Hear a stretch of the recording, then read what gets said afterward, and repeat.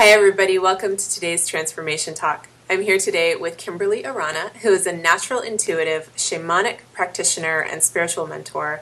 She is the real deal, and Kimberly, I'm so excited to have you here today. Thank you. It's wonderful to be here. Excited. So I'm thrilled because we're going to talk about something that I haven't talked about yet on this series, which is really your experience of not wanting to be here and the grief that that has caused in your life. So not wanting to be on the planet. And I don't know where you want to start with it. I know it's a huge story. So It is, yeah. That's part of I think the resistance around talking about it is, grief can be hard to talk about, yeah. Yeah, where to begin with that? I think, I do want to say, I think that a lot of people on many levels experience not feeling as if they belong, right? So many of us go through that. And there's many spiritual teachers through generations that have spoken about, Jung, Campbell, Desjardins, of the perspective or belief that when we manifest as a human being on Earth, that part of our wound that we come through with is the longing to return to God, to connect once more, And I've lived that very much. I think many people experience that on a subconscious level, which Jung had talked a lot about, as you know, with the subconscious and going into the shadow and bringing light into that and whatnot. For me, since I was a small child, it was a very conscious awareness. And I joked with a friend of mine once, when people talk about abandonment issues, I had like major divine abandonment issues. I really felt from a young age that Spirit, God herself, as I call Great Spirit often, had abandoned me, had kind of drop kicked me onto earth. When I was very young, I had a really amazing moment when I was 5 years old, and it literally felt almost like waking up from a really long nap and suddenly being very present. And I had an incredible rushing in my body. I was looking up at the sky because I loved to gaze at the clouds. And all of a sudden, I had a really powerful awareness of where I had come from, the spirit world, knowing that that's where we come from, and that I was here now. And this was very different. And this was an illusion to me. That was truth, and this was illusion. And granted, this was in the mind of a child, right? So I'm translating it to you now as an adult. But the very first really conscious thought I had was looking around and thinking, oh no, not here. No, I don't want to do this. This is so scary here. It's painful here. There's so much sadness here. And I was scared out of my mind, quite honestly. And I was 5 years old having just this, meltdown, this existential, whatever it was. And that marked me. For years I would say that like it was, this huge wound. I was marked. Now I really see, of course, the beauty in it, because this set me off on a path that was really painful and difficult. But now looking back, as you might imagine, I see the perfection in it, the beauty in it. Speaking from a shamanic perspective, I can look back now and see that, let's keep falling out.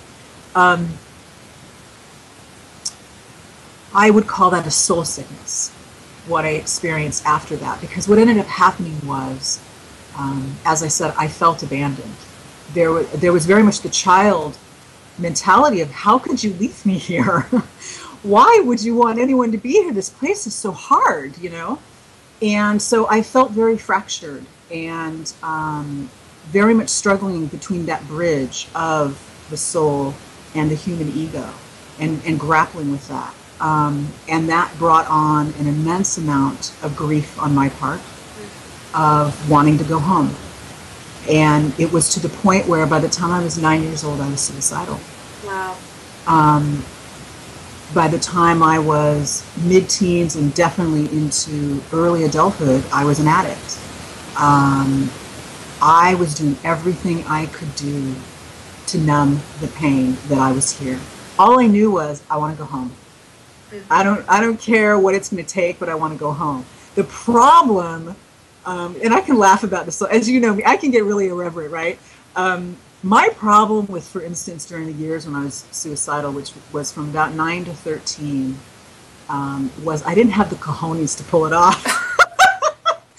So that brought on a lot of shame. You know, Right. I can't even do that. I mean, it was just, you know, oh my gosh. So there was a lot of, the way I channeled that grief, as I'm sure you've experienced, is through depression. I have walked many roads in the dark with some pretty deep depression and anger. And I didn't feel it was appropriate to be angry because I still felt such a spiritual connection that felt very wrong to be angry at God, right? But I was angry. How could you do this? So then I felt shame around that. By the time I was in my early 20s, I was just a hot, mystic mess. I mean, just a wreck on so many counts. And interestingly enough, hiding it really well. The hiding, you mean like nobody knew, kind of, or?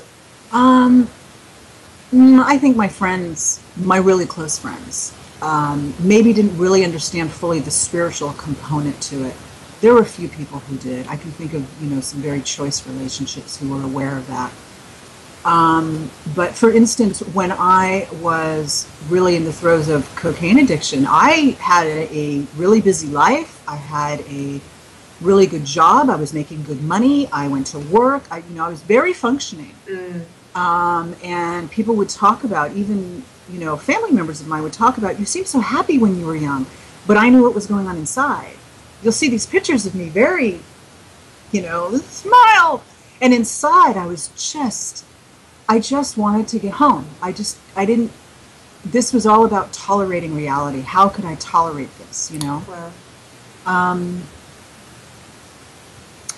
I could go on in that avenue, you know? I think part of it for me was that, you know, they say that when we're born, and I think this is a very necessary thing, people will say, no, I think we should be able to be born and still remember everything. Why do we forget all of it? There's many traditions that believe when we're born, as the soul passes through into manifestation, we pass through a veil of what I would call the great forgetting, right?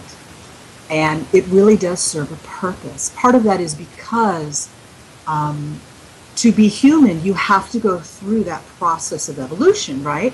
You wouldn't put a baby in front of a stove and expect it to know how to cook, right? It has to go through certain very physical developments. So it's really necessary that we have that forgetting. If we had all the memories of all the other egos that we were, this ego now would get really distracted and overwhelmed. So it's a really appropriate and necessary function, I think, in many ways. And I think there was a glitch for me somewhere when I came through, that forgetting didn't fully happen. And to be perfectly honest, it really messed with my mind as a child. It was scary because I also had knowings, I call them. You know, I grew up with a lot of paranormal things happening to me all the time. I can look back now and see that I've always been very empathic, and had very powerful lucid dreams, warning me of things. I would meet people and be really aware of the karma between us, the baggage between us, and that would be overwhelming. So for me, it was like, just stop the noise, you know, please stop the noise.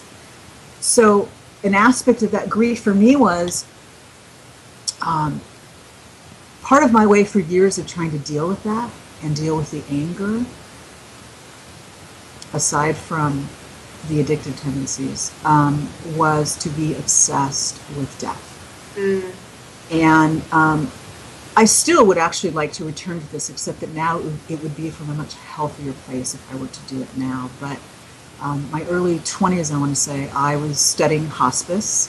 I was volunteering at a convalescent home, which is pregnant with death. I've talked to a few people now who have said it sounds like the convalescent home that I was at was particularly bad.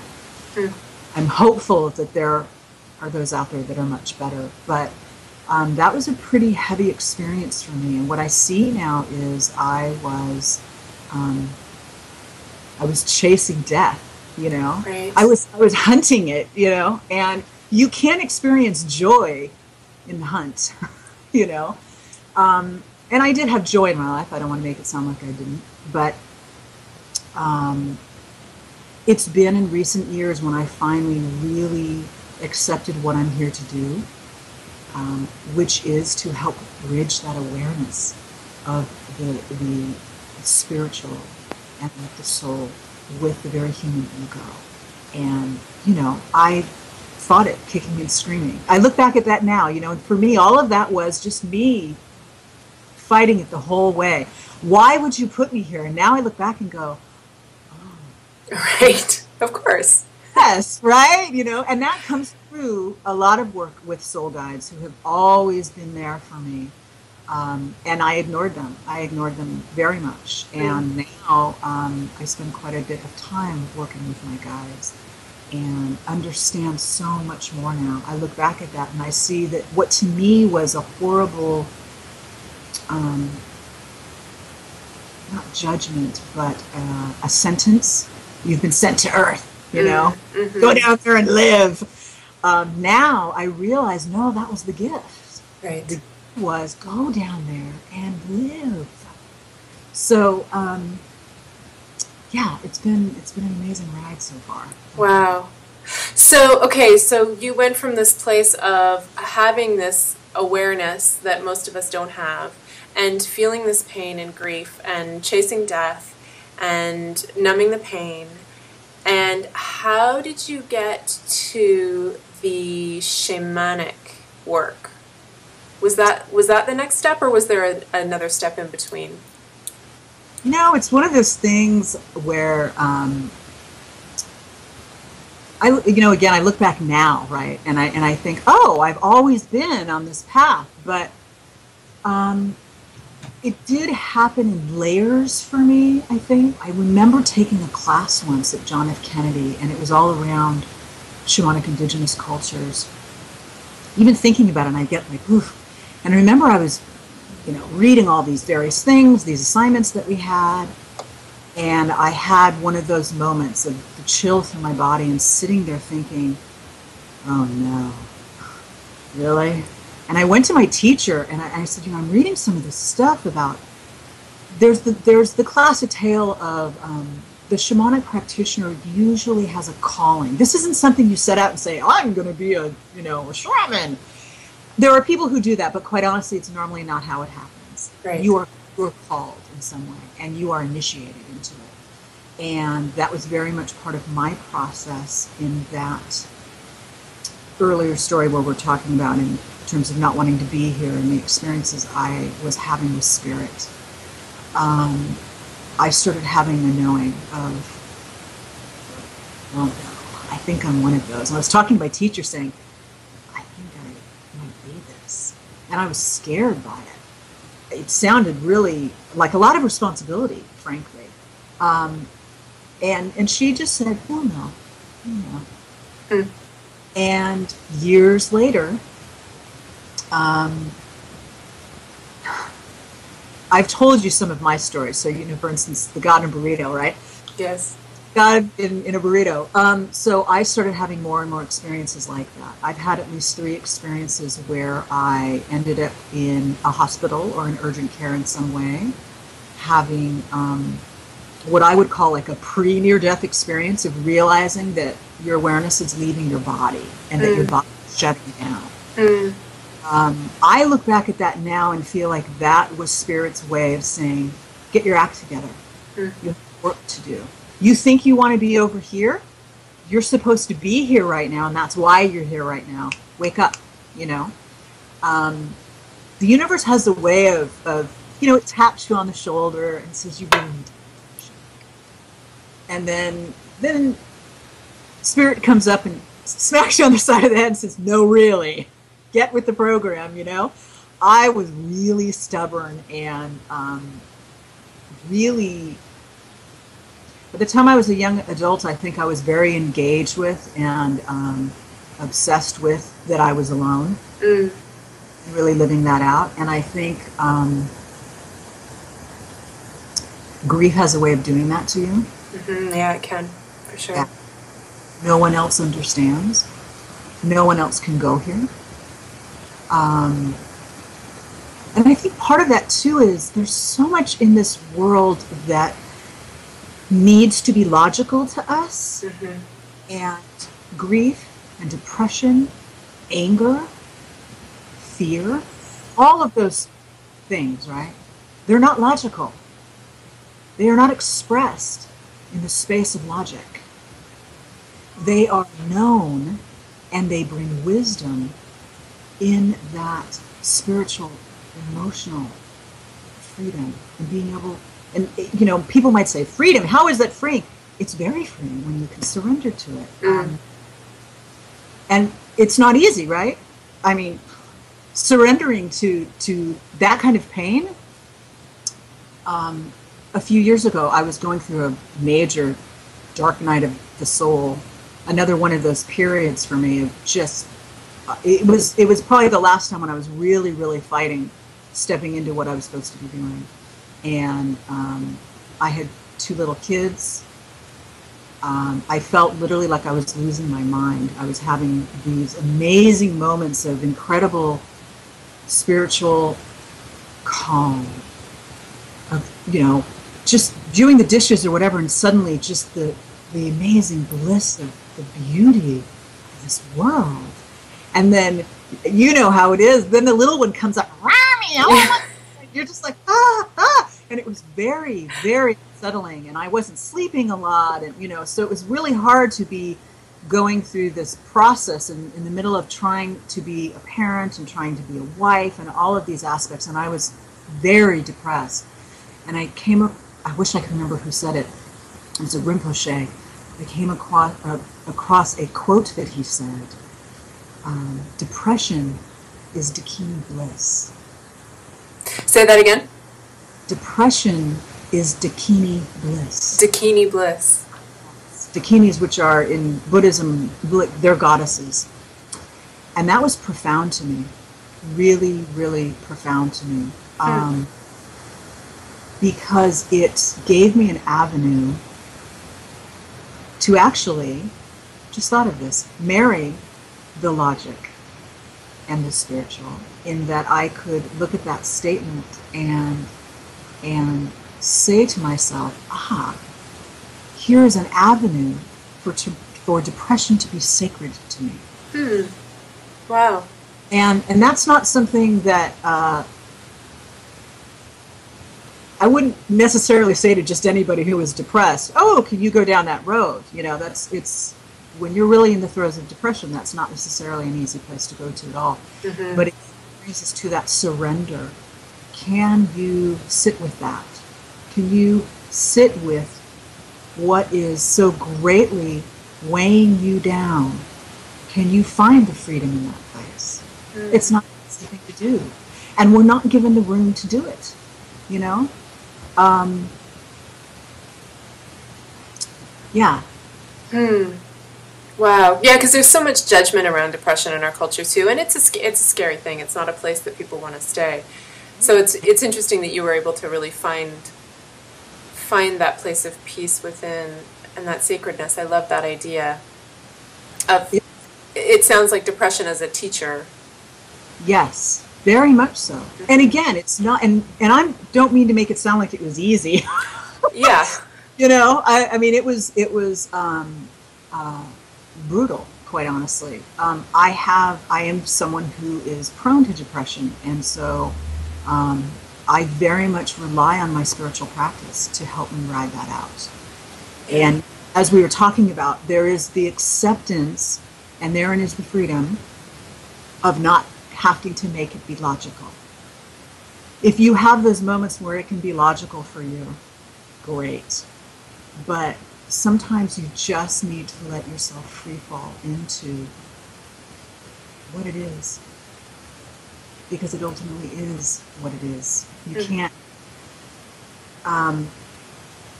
You can't explain away when you are in a state of immense grief.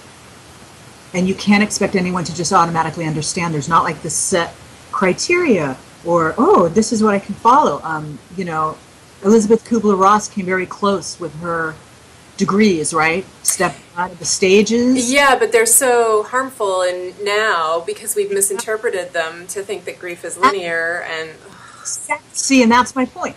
We started trying to make it logical, and we got too married to that. Yeah.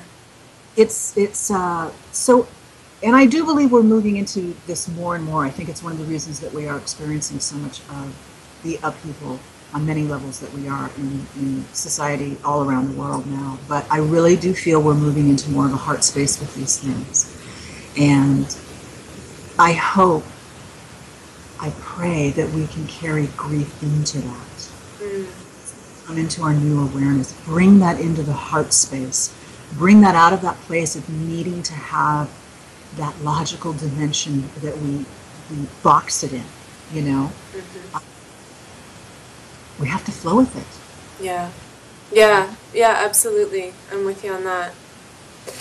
Okay, so tell us a little bit about your new course, because this is, I think, ties in really beautifully with what you're talking about for people who are in that place of pain, like, I don't want to be here, I don't know what I'm doing here, all that sort of thing. It's called Your Magical Entourage, and it is a journey to finding and or deepening a relationship with your soul guides, right? Yes. Okay, so tell us a little bit about why anyone would want to do that and sort of how that works. So why a person may want to work with their soul guides, you know, there's a lot of reasons that might be personal to each of us, of course, right? I can tell you, for me, in the context of what we're talking about, as much as I wanted to ignore them, they made a huge difference in me getting to where I am now. And one of the reasons for that is, and this is one of the reasons why I'm such an advocate for working with your soul guides, is that they can really help you discern the difference between your ego talk and spirit. And not only just spirit, but also your soul, Right.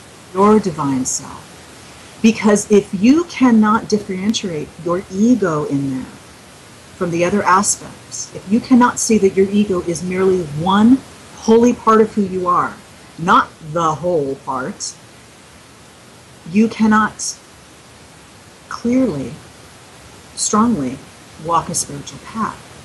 And I truly believe that it will give you more meaning and joy in your life to have that awareness. So in that process, as you work with guides, what it also does is it helps to facilitate a lot more of your own intuition. Because as you listen to them and you learn to trust them, it's a framework to help you trust yourself. Because your guides will not tell you what to do. They will support your evolution. They are not going to give you the answers and say, this is what you should be doing, which is what a lot of people assume. This is a very, very powerful relationship that is going to help you reach your highest potential. That is their entire agenda, to help you reach your highest potential. And by that, I'm saying your soul. Right. For your soul to be doing what it needs to be doing in this life. So if they can help you better understand your ego and self and all of that juicy stuff, then you can better have a spiritual awareness. Okay, so here's what came to me when you were just talking about that, because I was thinking about intuition and thinking about how a lot of people feel that there's that sense of guidance from intuition, and then there's that, okay, is this my intuition or is this my fear? Is it my intuition? Is my ego? Yeah. So when you're talking about your specific class and meeting your spirit guides, so there is a distinction between spirit guide and intuition then? Yes. Okay. Yeah, if I understand you correctly, yes. There's, they serve and support you. but ultimately your intuition is your own. You are a powerful individual in your own right, right? That has manifested on earth. They have very consciously chosen to support you. So there may be agreements in what I call the other world, also known as heaven, right? So you may know each other as souls, and they may have said, yeah, I totally want to support you in that life while you're going through what you're going to go through. So by meeting with them, you're helping to facilitate that bridge, again, bridge of awareness between the two. We do, it's over 4 weeks. We do guided meditations, and I really take you through, what I've tried to do is create a very safe process that will easily lead you into a space, a sacred space that we create, where you can meet both your soul guide, and then we also meet your soul guardian, also known as a gatekeeper. And they have a very specific function, which is to ultimately protect you energetically. They protect your life force. They help you to also create better boundaries. And I find a lot of people, I say this with clients a lot, who have really leaky boundaries. And I lived with really leaky boundaries myself, so I really get it, and I get the importance of having really strong boundaries. And then there's also live calls, and that's a lot of fun, because I let people ask questions not only just about their soul guides, but you have free reign to pick my brain with all of the knowledge that I bring over decades now of the work that I've been doing. So that gets a lot of fun, and people can ask whatever it is that they want, and we can really explore and dive in. And then, of course, also really explore together working with your soul guides and how. So. Awesome. It sounds amazing, and I know that your testimonials from your first round were incredible. Awesome. Well, okay, I could talk to you about this for hours, and I have picked your brain before, so I know the kind of information that's in there. But I do want to finish up and ask you the final 3 questions. Oh, yeah. So, if you could wave a magic wand and change anything about the world, what would it be?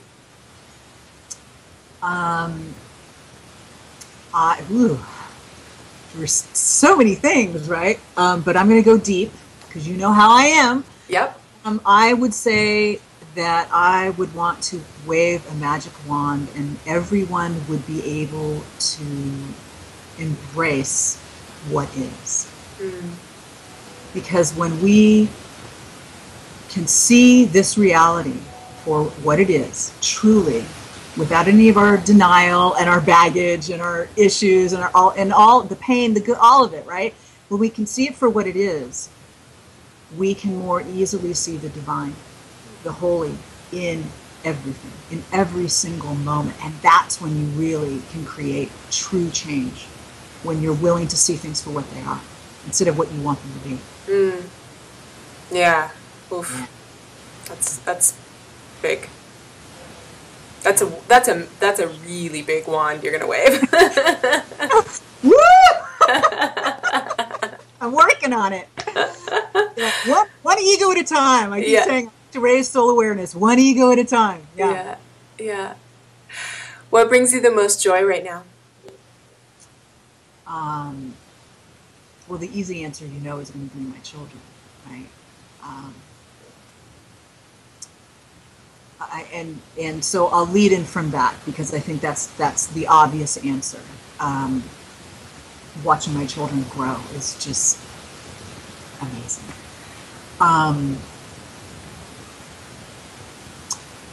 But again, on a deeper level, more than anything now, I think, so many of us are searching for the fireworks in life, right? What's really big and special and important and that. And more than ever, I appreciate now the precious small moments. That one fleeting, the facial expression that may cross your partner's face when they're having a really deep thought of their own, and you're just there to watch it. Or your child sleeping, and you're there to watch it. I'm going to get all emotional. There's nothing better. There's nothing better, and that's part of what I feel the gift of finally being here and wanting to be here. In Buddhism, they talk about refuge, taking refuge in a greater teacher that will basically hold your heart, hold space for you while you are on the path to enlightenment. And I really get now in those precious moments that part of my lesson has been to take refuge in the world, to see the world as holy, because it is not separate from the divine at all. So, big long answer for the precious moments, those sweet little precious moments. What a beautiful way of saying it. I'm going to have to go back and listen to that again because that was really lovely. And it makes me think, oh my gosh, you've come this far. I cannot wait to see what the next few decades bring for you. It's going to be pretty amazing. Yeah, woo! Okay, last question. What is one fun or interesting fact that makes you uniquely you? That's a really hard question. I can really tear it up on the dance floor. Oh, I've seen you. Well, not on the dance floor, but I've seen a video of you dancing, and it's so true. Oh, girl, I wasn't even bringing it in that. Yeah. No, I can really, I can get really, I'm a wild child, definitely. So I can be really reverent and spiritual and serious, but I'm totally wild at heart, absolutely. So I don't know, is that fun? It's fun for me. Yeah. Oh, I think so. And I think that's one thing that I think is so great too, is that we often assume that spiritual means serious, and yet I think there's this joyful playfulness that is so important to spiritual practice. Oh, thank you. That is so true, because that's something that kept me for so long from putting it out there, what I knew I could do, because I would look at these spiritual teachers, right, and think, they're so mellow. And they are, and bless them. But I can be, again, very reverent and all of that, especially in session with clients. I'm very focused, but I'm a goofball. I'm a total goofball. So yeah, I think there's a lot to be said for that. And having the permission to be wacky and wild and crazy in your spiritual practice. Yeah. And have fun. Just have fun. Yeah. We're supposed to be having fun. Absolutely. Yes. It's part of why we're here. Mm-hmm. That's very true. Okay, well, we will have all of your information in the bio, in the site, and the link to your website, which is unshakablesoul.com. And again, your magical entourage starts May 3rd? May 3rd. Okay. Yes. So appreciate you spending the time with us today. Thank you. It was wonderful to be here. Thank you for having me. My pleasure. Take care. You too.